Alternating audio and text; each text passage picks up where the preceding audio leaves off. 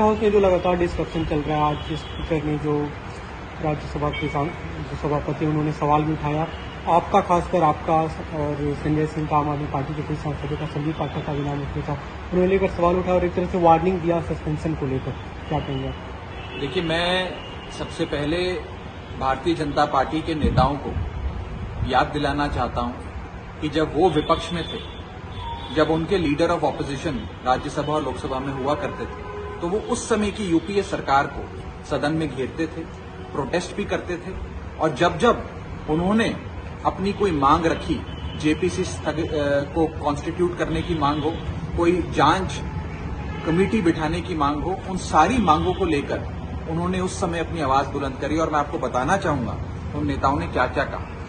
अरुण जेटली साहब, जो राज्यसभा में लीडर ऑफ ऑपोजिशन होते थे, उन्होंने जनवरी 2011 में कहा, parliament's job is to conduct discussions, but at many a time Parliament is used to ignore issues, and in such situations, obstruction of Parliament is in the favor of democracy. Therefore, parliamentary obstruction is not undemocratic.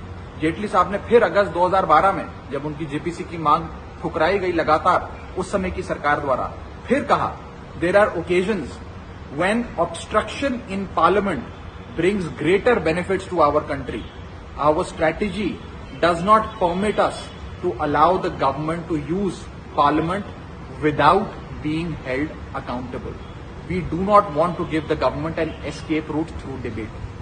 उस समय लोकसभा में विपक्ष की नेता हुआ करती थी सुषमा स्वराज जी। उन्होंने 7 सितंबर 2012 को कहा, not allowing parliament to function is also a form of democracy like any other. यानी कि पार्लियामेंट को स्थगित कर विरोध दर्ज कराना भी एक लोकतांत्रिक हथियार है जिसका हम इस्तेमाल कर रहे हैं। सुषमा स्वराज जी ने फिर उसी महीने सितंबर 2012 में आगे जाते हुए कहा, we had to stall parliament to expose the government and its corruption. Anyway, it is the government's job to run parliament and not that of the opposition. यानी कि उन्होंने कहा कि सरकार का भ्रष्टाचार उजागर करने के लिए हमने पार्लियामेंट को स्थगित किया और ये भारत देश के हित में किया गया है। तो आज मैं उन्हीं के बड़े नेताओं की, जेटली साहब की और सुषमा स्वराज जी के इन बयानों की याद आज की सत्ता के नशे में चूर बीजेपी को दिलवाना चाहूंगा और कहना चाहूंगा कि विपक्ष की आवाज मत बंद करिए। और विपक्ष की काम तो नहीं आ रही है। आप लोग तो लगातार संसद में भी ये सब बात कर रहे हैं कि बीजेपी जब विपक्ष में थी तो ऐसा करती थी, लेकिन आप लोग जैसा आप लोग का दावा भी, आरोप भी है कि आपकी आवाज दबाई जा रही है।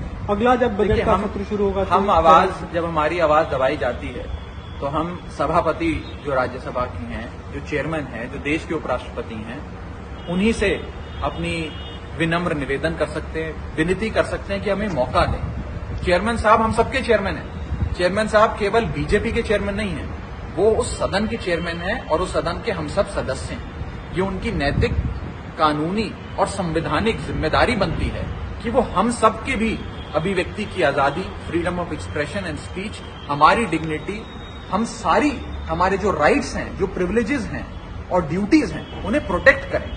ये मैं चेयरमैन साहब को कहना चाहूंगा। दिया गया, आपको क्या उम्मीद है अगले बजट सत्र का? जब अगला हमें सस्पेंड करके क्या मिलेगा? आज उन्होंने मेरा नाम पुकारा और कहा कि मैं आपको नेम करके सस्पेंड कर रहा हूं सदन से। अगर हम सस्पेंड हो जाएंगे तो हम सड़क पे जाके लड़ाई लड़ेंगे। लेकिन आज इस देश में जेपीसी की एक मांग है, पूरा देश मांग कर रहा है, समुच्च विपक्ष मांग कर रहा है। सरकार इस पे मांग स्वीकारना तो दूर, इस पे चर्चा भी नहीं कराना चाहती। और यदि कोई शख्स अपनी आवाज बुलंद करता है तो उसे सस्पेंड कर दिया जाता है।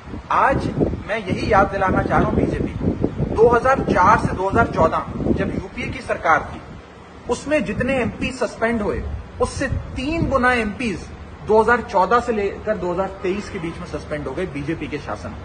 3 गुना ज्यादा सस्पेंड। ये सस्पेंशन डिसेंट को साइलेंस करने के लिए, कि कोई भी व्यक्ति, कोई सरकार से अपना मतभेद या मनभेद सदन में जाहिर ना करे, जो जाहिर करेगा वो सस्पेंड होगा।